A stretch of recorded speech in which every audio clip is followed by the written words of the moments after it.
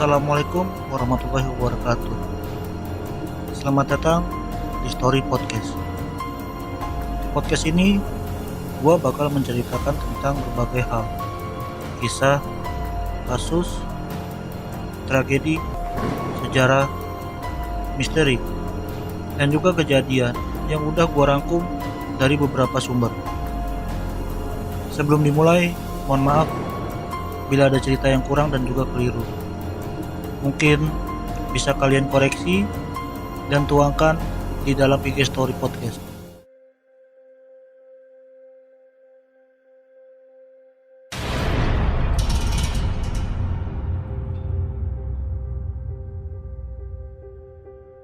Munir Said Thalib, yang biasa dikenal dengan sebutan Munir, merupakan salah satu aktivis HAM Indonesia. Peran yang dimainkannya memang sangat sensitif, di mana kasus yang ditangani adalah kasus-kasus yang menyangkut perang militer dalam berbagai operasi HAM di Aceh, Papua, dan juga Timor Leste. Munir aktif dan bergabung dalam berbagai organisasi. Bahkan dia juga pernah membantu pemerintah dalam investigasi dan tim penyusun rancangan UUD dan RUU. Beberapa kasus yang pernah Munir tangani yaitu kasus Araujo, yang dituduh sebagai pemberontak melawan pemerintahan Indonesia untuk memerdekakan Timur dari Indonesia pada tahun 1992. Kasus Marsina, seorang aktivis buruh, yang dibunuh oleh militer pada tahun 1994. Menjadi penasihat hukum warga Nipah, Madura, dalam kasus pembunuhan petani-petani oleh militer pada tahun 1993. Menjadi penasehat hukum mahasiswa dan petani di Pasuruan dalam kasus kerusuhan di PT Ceil Samsung dengan tuduhan sebagai otak kerusuhan pada tahun 1995. Penasehat hukum Muhadi, yang dituduh melakukan penembakan terhadap seorang polisi di Madura, Jawa Timur pada tahun 1994. Penasehat hukum para korban dan keluarga korban penghilangan orang secara paksa 24 aktivis politik dan mahasiswa di Jakarta pada tahun 1997 sampai 1998. Penasehat hukum dan keluarga korban pembantaian dalam tragedi Tanjung Priok tahun 1984 hingga 1998. Nasihat hukum korban dan keluarga korban penembakan mahasiswa di Semanggi 1 1998 dan Semanggi 2 di 1999. Nasihat hukum dan koordinator advokasi kasus-kasus pelanggaran berat HAM yang terjadi di Aceh, Papua melalui Kontras. Kasus yang ditangani termasuk beberapa kasus di wilayah Aceh dan Papua yang dihasilkan dari kebijakan operasi militer. Munir aktif di beberapa kegiatan advokasi dalam bidang perburuhan, pertanahan, lingkungan, gender, dan sejumlah kasus pelanggaran hak sipil dan politik. Dari hal tersebut, dia memperoleh beberapa penghargaan baik dari dalam maupun luar negeri, khususnya yang terkait dalam hak asasi manusia. Kembali kepada kematian Munir. Sebelum hari keberangkatan, yaitu 4 September 2004, Munir menerima telepon dari kulir Garuda, namun saat itu Suciwati yang mengangkat telepon. Poli menanyakan kapan keberangkatan Munir. Dia menanyakan hal tersebut karena rencananya mereka akan berangkat bareng ke Amsterdam. Dan diketahui setelah itu, Poli memasukkan dokumen penugasannya. Dia memasukkan dokumen penugasannya dengan tujuan agar bisa satu pesawat dengan Munir menuju Amsterdam. Hingga akhirnya tiba di tanggal 6 September 2004. Suciwati mengantar Munir menuju bandara. Dia masih saja memikirkan telepon dari Poli. Dia merasa risau dengan menerima telepon itu dan kemudian bertanya kepada Munir, siapakah sebenarnya Poli itu? Munir kemudian mengatakan, orang itu aneh, so akrab. Awal tahun di bandara dia sempat nitip surat, minta diposkan ke bandara Swiss. Dia kan pilot, harusnya kenalan dia banyak. Tapi kok tiba-tiba menitip surat, padahal dia nggak kenal. Sementara itu, Suciwati hanya terdiam dan menyimak ucapan dari Munir. Tiba akhirnya di jam 9, Suciwati melepas Munir untuk terbang ke Amsterdam. Namun, sebelum masuk pesawat, Polikarpus sempat menyambangi Munir terlebih dahulu untuk mengajak bertukar tiket pesawat, yang artinya mereka akan bertukar kursi di pesawat itu. Akhirnya Munir pun menerima tawaran dari Polikarpus. Mereka akhirnya berangkat menuju pesawat Garuda GA794.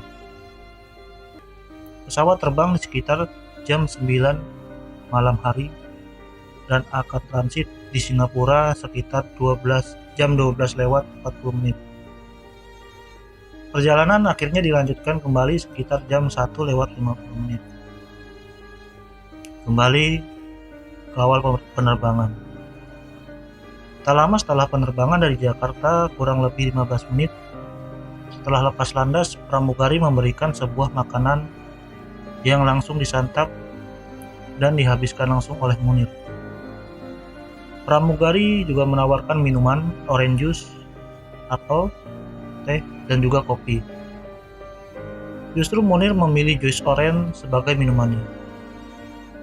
Semua masih berjalan normal dan tak ada apapun yang mencurigakan. Tak berselang lama, mereka akhirnya transit di Bandara Changi, Singapura. Di saat itulah Munir memasuki Cafe Bean dan ternyata dia singgah untuk meminum kopi di tempat tersebut bersama Polikarpus dan salah satu teman lagi yang bernama Kongku. Polikarpus akhirnya mengantarkan salah satu minuman dan kemudian memberikannya kepada Munir. Munir menerimanya dan langsung saja menyeruput minuman tersebut sambil berbincang-bincang di dalam Cafe Bean. Hingga akhirnya waktu transit sudah habis. Munir kemudian berjalan ke ruang tunggu dan melanjutkan penerbangan. Namun, saat itu Polikarpus ternyata tidak ikut masuk ke dalam ruang tunggu. Suciwati mengatakan, di ruang tunggu itulah dia mengirimkan sebuah pesan SMS kepadanya. Kok perut saya nggak enak ya? Disinyalir itulah gejala paling awal bahwa Munir sudah mulai keracunan. Namun, Munir tetap untuk terus melanjutkan penerbangannya ke Belanda. Dia mengira sepertinya ini hanyalah penyakit biasa. Munir kemudian masuk ke dalam pesawat dan kembali ke semula sesuai tiket awal. Setelah selang beberapa menit sebelum lepas landas, sakit perutnya pun semakin menjadi-jadi. Menurut awak pesawat, di saat itu dia bahkan sempat meminta obat sakit mah. Munir juga terlihat mondar-mandir ke toilet sambil terus memegangi perutnya. Semakin lama, justru kondisinya semakin memburuk dan beberapa kali dia mengalami muntaber. Di saat itulah awak kabin membangunkan Dr. Tarmizi dan membutuhkan perawatan intens. Mereka akhirnya memutuskan untuk memindahkan Munir ke bangku 4D yang ada di kelas bisnis. Di saat itu kondisi Munir memang sudah sangat mengkhawatirkan. Denyut nadi sudah sangat lemah.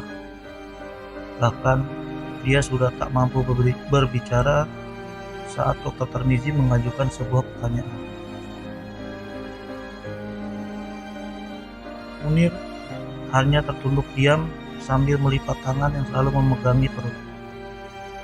Dr. Tarmizi pun akhirnya menyuntikkan sebuah obat suntik yang merupakan suntikan yang bisa meredam muntah, dan mual yang dialami oleh Munir. Diharapkan setelah itu Munir bisa istirahat tertidur. Dan benar saja, Munir kemudian beristirahat dengan posisi badan yang meringkuk. Setelah kurang lebih 5 jam beristirahat, Munir bangun dan pergi ke toilet. Namun, selama 10 menit di dalam toilet, masih belum juga keluar. Akhirnya salah satu penumpang berinisiatif membuka pintu toilet dan kemudian mendapati Munir yang sudah tak mampu berdiri. Dia bersandar di pojok kamar mandi. Mereka pun akhirnya mengangkut dan membawanya kembali kepada Dr. Tarmizi. Saat itu Tarmizi mencoba mengetuk perutnya, yang seketika Munir langsung mengerang kesakitan.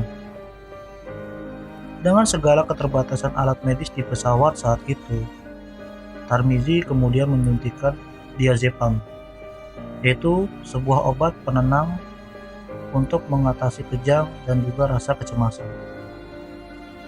Setelahnya Munir kembali beristirahat. Dan disinilah detik-detik terakhir Munir mengembuskan napas terakhirnya. Munir sempat mengacukan jempol ketika awak yang menjaganya meminta izin untuk sholat dan menyiapkan sarapan. Ketika mereka kembali untuk mengkencet Munir, ternyata Munir sudah tak bernafas. Dengan air liur mengalir dari mulutnya, telapak tangannya terlihat membiru. Wah, meninggalnya secepat ini ya. Kalau sakitnya cuma muntaber, manusia harusnya bisa bertahan 3 hari. Ucap salah seorang yang saat itu memeriksa Munir. Sesampainya di Amsterdam, jasad Munir akhirnya diperiksa oleh NVI, yaitu Netherlands Forensic Institute. Dan dari hasil pemeriksaan, tidak adanya tanda-tanda alkohol, tidak ada juga tanda-tanda reaksi alergi. Namun, di darahnya ditemukan konsentrasi arsenik yang sangat tinggi. Konsentrasi arsenik juga ditemukan dalam lambungnya yang jumlahnya benar-benar sangat tidak wajar. Dari hasil pemeriksaan laporan kontras, yaitu Komisi untuk Orang Hilang dan Korban Tindak Kekerasan, mereka mengatakan jelas bahwa Munir keracunan arsenik. Yang menjadi pertanyaan bahwa siapa yang memberikan racun tersebut kepada Munir? Dari perkembangan kasus yang ditangani oleh Mabes Polri, Polikarpus Budihari Prayitno dinyatakan sebagai pelaku pembunuhan. Dia dituduh telah menuangkan racun tersebut ke kopi yang telah diminum oleh Munir. Namun, tuduhan lainnya juga mengatakan bahwa racun tersebut juga dituangkan pada mie goreng yang Munir makan. Entah mana yang benar. Namun, Polikarpus divonis 14 tahun penjara atas aksi pembunuhannya yang dilakukan. Meskipun tersangka telah ditetapkan, namun banyak hal yang dianggap janggal dalam hal kasus ini. Tim pencari fakta kasus Munir menemukan bahwa adanya fakta benang merah yang menunjukkan pembunuhan dan penyalahgunaan wewenang oleh BIN atau Badan Intelijen Negara. Bahkan disebut-sebut kepalanya, yaitu Hendro Priyono, ikut terlibat dalam kasus pembunuhan tersebut. Sehingga banyak kalangan menilai bahwa dalam pembunuhan sebenarnya masih berkeliaran. Dan Polikarpus hanya digunakan sebagai fasilitator dalam pembunuhan tersebut. Di tanggal 29 Juli 2018 dalam wawancara bersama CNN Indonesia menegaskan bahwa Polikarpus hanyalah korban dan dia dikambing hitamkan dalam kasus ini. Dalam liputan tersebut banyak sekali kejanggalan yang dia jelaskan, termasuk fakta-fakta dalam persidangan yang juga menjadi kejanggalan dalam proses rekonstruksi, di mana media tidak boleh meliputi rekonstruksi tersebut. Alasannya semata-mata demi kelancaran rekonstruksi. Perkembangan paling dekat penangkapan dalangnya pada Juli 2008, di mana Maijen Purnawirawan Muhdi Purwo Pranjono ditangkap dengan dugaan kuat otak atau dalang dari pembunuhan tersebut. Beragam bukti kuat dan saksi mengarah kepadanya. Namun, pada 30 Desember 2008, Muhdi kemudian divonis bebas.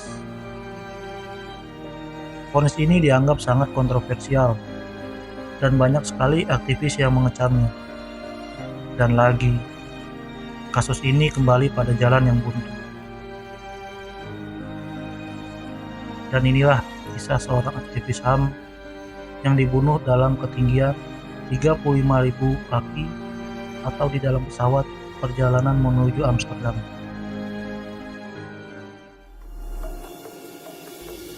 Banyak sekali fakta yang gak bisa gue jelasin dalam cerita ini. Kalau ada kesalahan dalam cerita, silakan dikoreksi cerita ini dan komen di IG Story Podcast. Cukup sampai di sini, kurang lebihnya mohon maaf. Sampai jumpa di episode selanjutnya.